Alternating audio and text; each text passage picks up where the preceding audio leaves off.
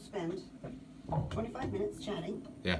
And basically some of the things I would like to get around to, not just your background and how you ended up where you are, but issues facing youth, things that people come to you with. And honestly, don't wait for me to ask a question. Yeah. Because I think you can handle it all by yourself. I think it's great. And so, because you're so immersed in it, for me to come up with a question may take you away from really what would be a good topic or what would be a good train of thought to follow. So I'll follow your lead. It's a real simple conversation. We're just going to get to know each other and enjoy getting to know each other. I'm going to look sometimes away, and that's to check levels, and that's also to check time.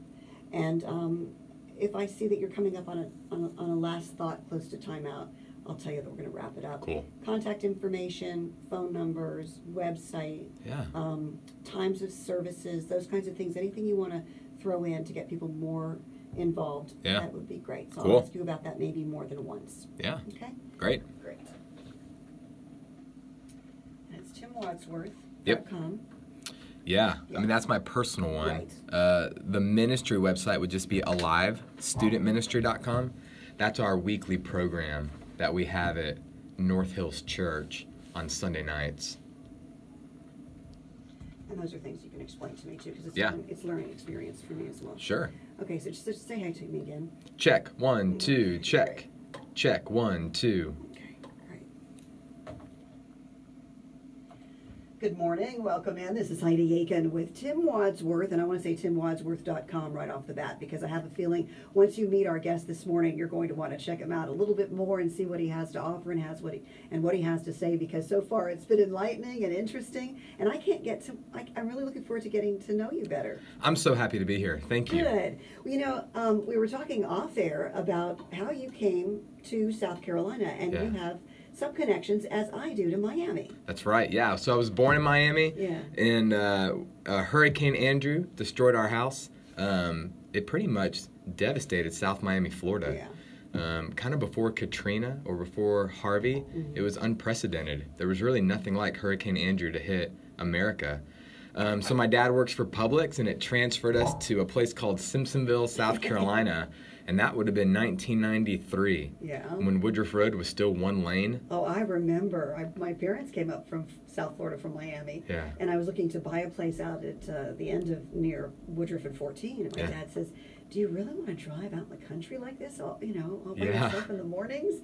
And I'm like, it's not going to be so bad, Dad. I did not buy that place, actually. Oh, man. But when you think about it, was a 2-lane highway. So much growth, and it actually makes me so sad. Like the last plot of grass across from Southside Christian School I think it's becoming another grocery store. I think it is. So I'm very nostalgic, so that just makes me sad. So you did most of your growing up here in Simpsonville? Yeah, so I was 4 years old when we moved, and I got enrolled at Southside Christian School at a very young age, and so Simpsonville is pretty much all I've ever known. I don't remember too much from Miami. However, I wish we had their weather all the time. I have to say, me too. Especially this, the last few days or few weeks we've had, single-digit temperatures some. It's brutal. And the flu that's going around, that's crazy. I'm sure you can hear it in my voice. Yeah, me too, with my stuffy nose. It's going around. And you deal with kids a lot. Yes. So I'm on staff at North Hills Church in Taylor, South Carolina. We have a ministry called Alive Student Ministry. And we exist, our tagline is, we exist to help students find and follow Jesus. So I oversee 7th and 8th graders that we would consider middle school, junior high, and then I also oversee senior high, which is 9th through 12th grade. Seems like you have your hands full. Oh my goodness, yes. Especially nowadays. I look back at growing up without social media and without cameras, and I think, boy, it was tough then. Listen, if a tangible picture got me in trouble when I was a teenager, like, remember you had to wind the camera, and then you had to take the picture, take it to old school Eckerd's, get it developed, and then if those pictures got me in trouble, I can't imagine what an iPhone would have done to me. That's instant. Oh, man. And it's out there, and you can't take it back. And you know what? We really stress to our teens that to really educate yourself and really understand what it is you're downloading app-wise on your phone and the ramifications of that.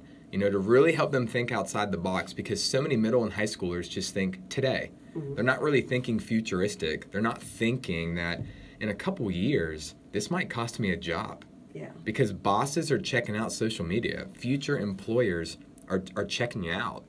And I think what you put up, when you're a 13-year-old, okay, you're not really thinking, man, when I'm 19 and I'm applying for jobs or going to college, but unfortunately, it's all they've ever known. Mm-hmm. I think when I was growing up, MySpace was cutting edge.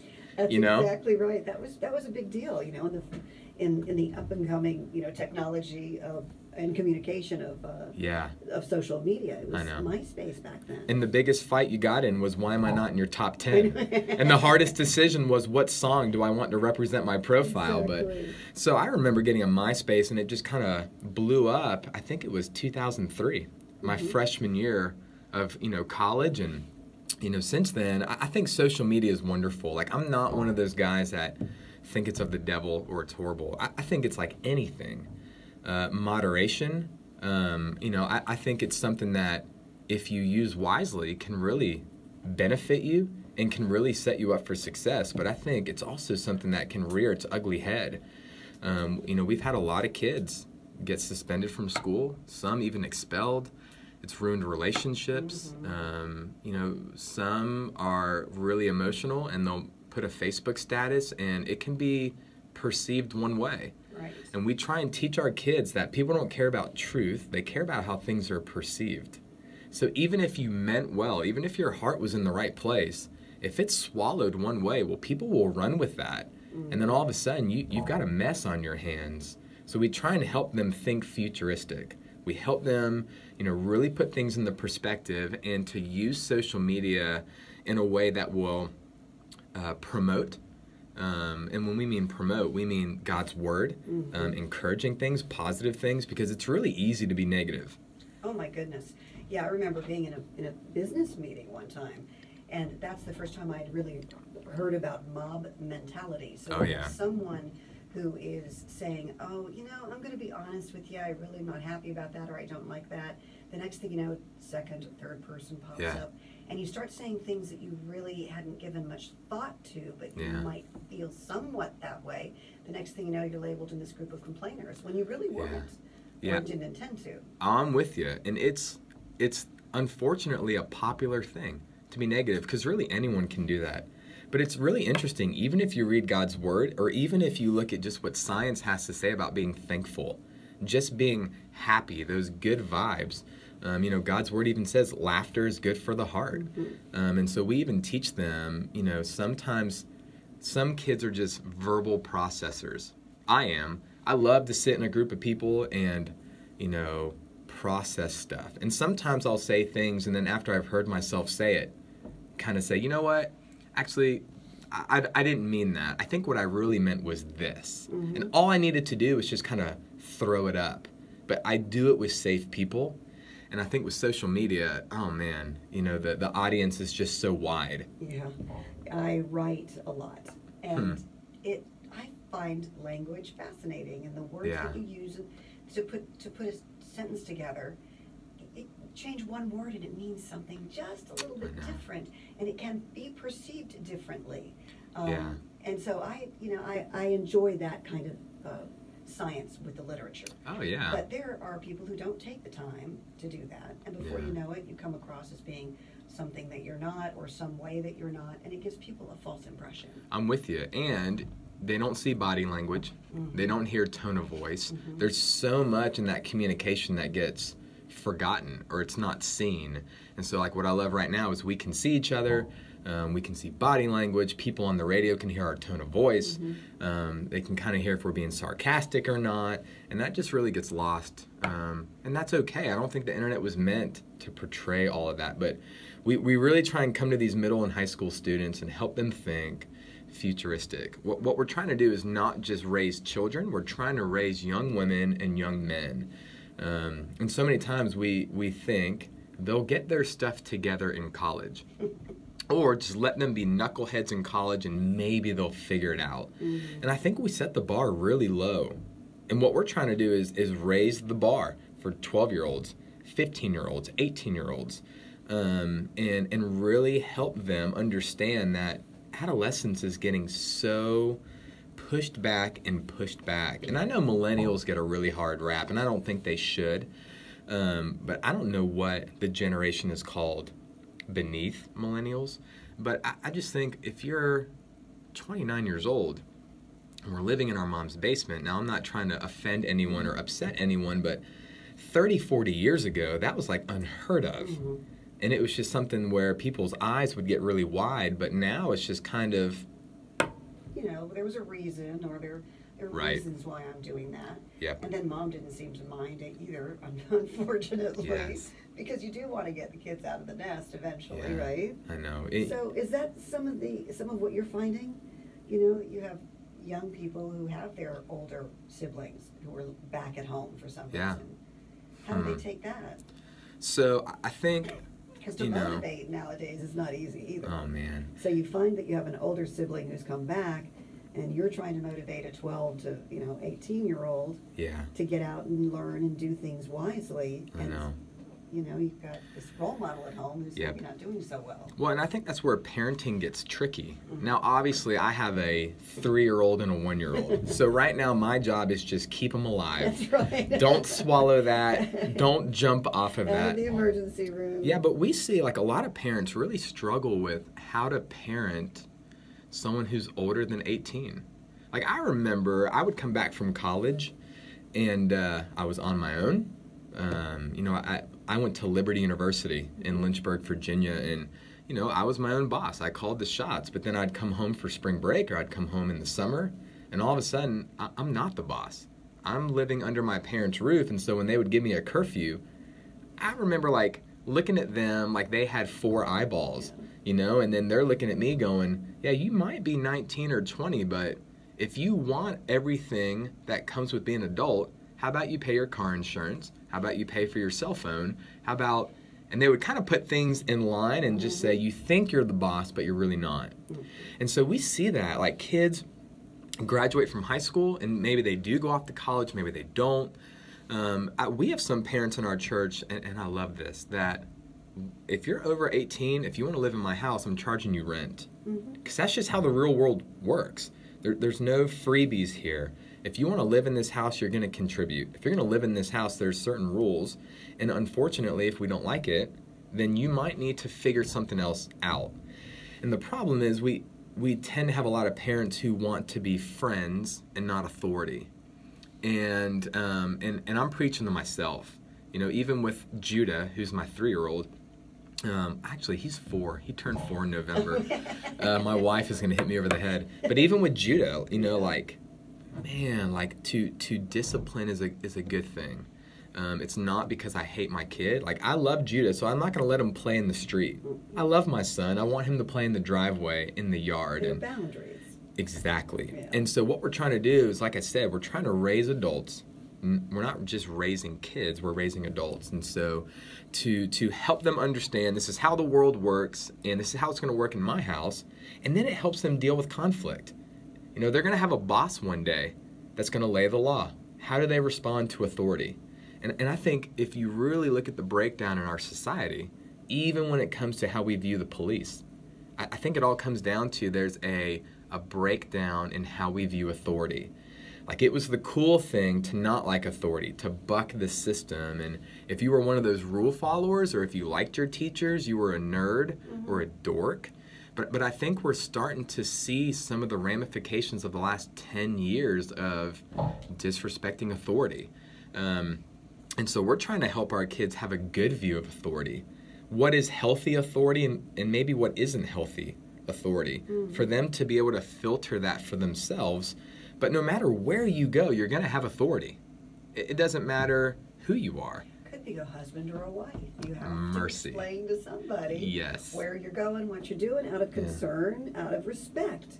I'm with you. Not because they're policing you, but because that's just how it is in certain relationships, whether it's your boss, whether it's your wife, your mother. Yep. You have certain people that you've got to explain certain things to. And we could even talk, and this might be for a different show, you're even seeing in adolescence, marriage is getting pushed off. If you look at the statistics, I think it was like 20, 30, 40 years ago, people were getting married as quickly as possible. But now, to be in your high 20s, mid 30s, and, they're pushing it off, is pretty normal. Are you finding a reason for that?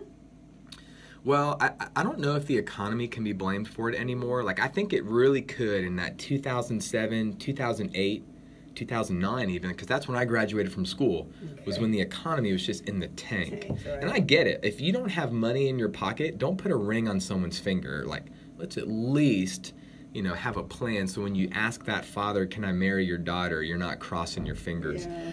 But honestly, I think it's just because we live in a culture where if you don't look out for number one, you step in number two. So let me say that again. If you don't look out for number one, you're going to step in number two. And I think, obviously, it's different strokes for different folks. You're saying that's not the right attitude.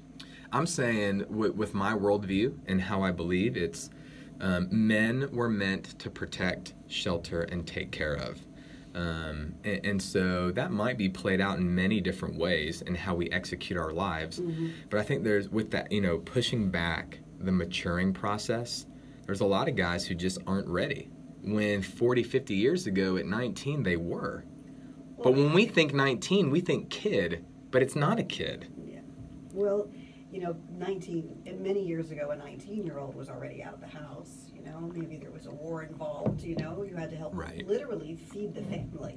Yes. And you got to eliminate, and you got to eliminate distractions. And so this is something we also really try and teach our kids. We obviously, we teach there's 3 ways that Satan likes to attack them. And we call it the 3 Ds. And we say Satan loves to distract, he loves to divide, and he loves... what are my Ds? Divide, distract. I'll think of the other D in a second. But those distractions, is obviously something huge. Yeah. Like, what is it in your life that you need to get rid of? Like, what is it that, if you're playing 3 hours of video games, we might need to reevaluate how we're going about our time. Like, what is it in your life that you can get away from? And I think the problem is we have iPhones everywhere we go, or smartphones. So even in our pocket, we have distractions 24/7. Like, even now, I've looked at my phone and a notification for Instagram has come up. My wife tried calling me. It's just over. It take you away from what you're thinking of or what you should be doing at that moment. Yeah. And you miss so much of life that way. Yeah. But it's difficult to tell a child that. It is. A young person that. I thought of the other D. It's deceive. Okay. He loves to deceive. And then there's division, and then there's distraction. Yeah. And so we're even, trying to preach all the time to them that, I think I said this to you before we were on air, it's if Satan can't make you bad, he'll make you busy. Just because you're distracted with a million different things and you're really busy, okay, that might not mean you're successful. And that might not mean that you're hitting the target. It might just mean that you're really good at things that don't matter. Okay, so you can play 4 hours of Halo Reach on the Xbox. Whoop-de-doo.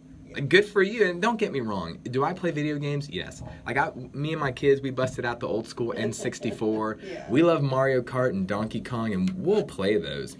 But you're talking about excessive.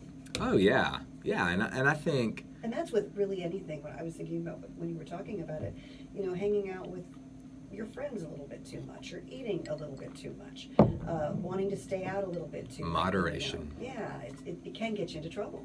Oh, absolutely. And so teaching them self-control is a good thing, and teaching them that moderation is something to be valued. And if you don't go off the deep end, and, even with drinking, okay, to have a drink or two, that's a great thing. I think it's something to be enjoyed, but can it be abused? Is it something where you're not sober-minded anymore, and now we're acting like someone else, and that's not really who you are?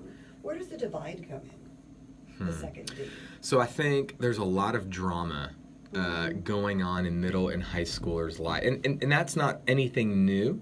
I do think that social media has escalated that a little bit more, where I think there's people who are very courageous behind a screen. Oh, yeah. Yeah, I think there's some people that sometimes I read emails and I'm like, you would have never said that to my face. Right. or a text message or whatever the case may be. And social media, I'll tell you what, it's like cyberbullying. It's something that obviously we can joke about, but there are some really mean people. And I joke, I always tell my wife, if you want to know what's going on in someone's heart, look how they drive and look how they go about social media. Because I'll tell you what, like, if I cut someone off in the grocery store, generally our response is, oh, I'm so sorry. Right. Please forgive me. Go ahead. But then we get behind the wheel of a car, and it's like, what is the deal? So yeah. I know. And listen, Greenville, we are awful drivers. We just are. So let's just give a lot of grace and mercy. And my wife is from California, and she every day says, I feel like people in Greenville have nowhere to go. Like, we just get behind the wheel and we're driving. And so when it comes with division, I think you really need to step back and say, how do I fight for unity? Like, how do I fight for the things that bring people together and don't cause separation? Now, every now and then it's good to say bye to a friendship. If you want to know what you're going to look like in 2-3 years, look at what your friends are like. My mother used to always say, I can tell you what kind of person you are by the friends that you keep. It's huge. And so for us to evaluate friendship, and then how do we go about conflict? I think that's something that we really miss the mark with our middle and high school students. Conflict is unavoidable. It's going to happen. So how do we love each other when we disagree? Or if I accidentally or purposefully disrespect you, that doesn't justify me gossiping about you, bashing you to other people. I always roll my eyes about the nonchalant or very those Facebook statuses where it's like, everyone better watch out. I only got my back. And you're like, what does that mean? And then people love to comment like, what's going on? Or it's like, I know. And I just want to be like, that's such an immature way to go about your business. Always go right to the horse's mouth. And so we're always helping our students say, hey, how do we go about conflict? If you have a conflict with your teacher, don't just hate them or don't just bash them and enjoy division. Go to them. I think it's so good to have perspective of, what's going on in that person's world? What's causing them to act the way they're acting? Do you suggest to the child that they do that same thing if it were to be with their parent? Absolutely, yes. And I think what's huge, and I'm really thankful you brought that up, because the number one influence in a kid's life and in a teenager's life is mom and dad, period. No matter what the past has been like or what's been done to you, moms and dads will always hold that. It's not LeBron James. It's not, fill in the blank. It'll never be that. Do they influence? Do they have impact? No doubt. But I remember, certain things that happened between me and my dad that have been crucial to me becoming a man. We actually teach our leadership team that oversee our middle and high school students. We call it know, show, grow. So we live by these 3 steps: know, show, grow. Get to know your kids. Like, do you know their last name? Do you know if they live under a bridge or if they live in a mansion? Do you know if their parents are divorced? Do you know them? So then that's all we want to do. And that's what we love about being followers of Jesus. Like, he knows us. He knows our hearts. Everyone wants to be known. I think there's something that longing feeling inside of all of us where we just want to be known. We want to be heard. And I think that's what's so great about social media, but it's also, 20 years ago, not everyone had a platform. Not everyone had a blog. Not everyone could voice their opinions. You had to be someone of great influence to have that stage, where now it's everyone. And so, okay, we have this stage. Get to know your kids. Get to know them. And then secondly, show. Okay, now what can we do to show them that they are someone that we have, that we value them? My wife knows I love her, but I still have to show her daily that I love her. I can't look at her and say, Rachel, we got married 11 years ago. I said I do. You know I love you, so that should fill your gas tank for a long time. That wouldn't work around my house. I hear you. Yeah. So we just want to do things to show them that we love them. And then thirdly, we think that excuse me, I just took a drink of water, that if you do know and show, then you have the right, you've earned it to help people grow and mature. And so many times I think the baby boomers, you know, those 50, 60, 70-year-olds now have completely written off the younger generations because they just don't understand them. Well, there's so much more growth and so quickly with the younger generation. I think these people may look at and say, I don't fit in. They're going to make fun of me. How do I integrate myself into that culture? Yeah. And it's easier for them just to, you know, just stay home and maybe watch TV. Who knows? I would hope not. I would hope that they would get involved. Yeah, but no-show grow is so big, and so that goes back to that whole division. We want to teach kids that unity is something to be cherished. It's something that we need to fight for. Tim, I want to reintroduce you to folks. Tim Wadsworth. You can catch Tim at timwadsworth.com. Also at North Hills Community Church, Tim is the Director of Student Ministry and Youth Pastor out there. Yeah. And you have 2 campuses? We do. We have one in Travelers Rest, which is a baby. The main campus is in Taylor's, but we just opened our North Hills Northwest campus. That's a tongue twister. We actually just ditched community from our title. Okay. So we're actually North Hills Church now, and that just happened. We're still a community. We still love people, but we think it's easier just to remember North Hills Church. And then I oversee Alive Student Ministry, which you can also check us out at alivestudentministry.com. We meet every Sunday night. So you don't have to be a member of our church to get your kid involved. If they are 7th through 12th grade, man, we want them to come and hang out with us. The statistics are in our favor that if you can win a kid when they're younger, you know, that they will respond so differently when they're adults. And obviously, we are an organization that fears the Lord. We love Jesus, and so if culture is screaming at our kids, we've got to scream louder. Culture is always screaming at our kids that life is about you. It's about your happiness.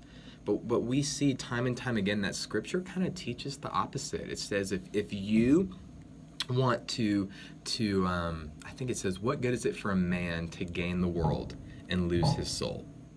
And so we're trying to help them think futuristic. We're making them think beyond today. Yeah, eternity. We believe that there's gonna be a way that things are gonna work after we leave this earth, heaven and hell. And it's like so many people live it up for 60, 70 years, but they're not thinking what's next. Exactly. Yeah. It's not just about the quick payoff, and I think it's hard to teach our kids that as parents. And you've taken it a step further because you're a father. Yeah. But you're also taking under your wing a lot of other people who are looking for that guidance. And if they're not getting it at home, and maybe parents have a difficulty with working with their child or showing or knowing to helping them grow, well then reach out to somebody like Tim. Or your local church, and it feels good to be a member of a community. Oh, absolutely. Yeah. I mean, think of a fire. You have several sticks in a fire, and if you take one stick out of the fire and put it by itself, it's probably not going to burn by itself. It needs each other to cultivate that fire. Tell us how we can get in touch with you. Yeah, so my website, and I'm not a big deal at all, but I have a website because my wife set it up for me. That's great. You can get in touch with me at timwadsworth.com, or you can go to alivestudentministry.com, and all my info is on there. And then I don't know if I want to put my cell phone out there just because so many people will prank phone call me now. They can find you at Tim Wadsworth. That's it. WADSWORTH. And through North Hills Church as well. You've been inspirational, and you're working with a group of kids who are leaders for tomorrow, our parents, and it's hard sometimes being a parent. And if you find that you're having some issues, it's not easy to talk to kids sometimes. And don't parent from behind. So I would love to end with this. Like, so many parents will call us once the poo has already hit the fan. There you go. So what you want to do is you want to stay relevant.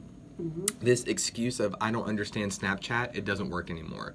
Educate yourself. Don't parent from behind. Find out what they're up to. Absolutely. Better and stronger later. You got it, Heidi. You got it. Absolutely. Thank you, Tim. Yes, Great thank to get you. to know you. I'm going to have you back. I would love that. Yay, I'd love that too. Yeah. This is Heidi Aiken, and I'll join you again next week. Yay! Good job, Heidi.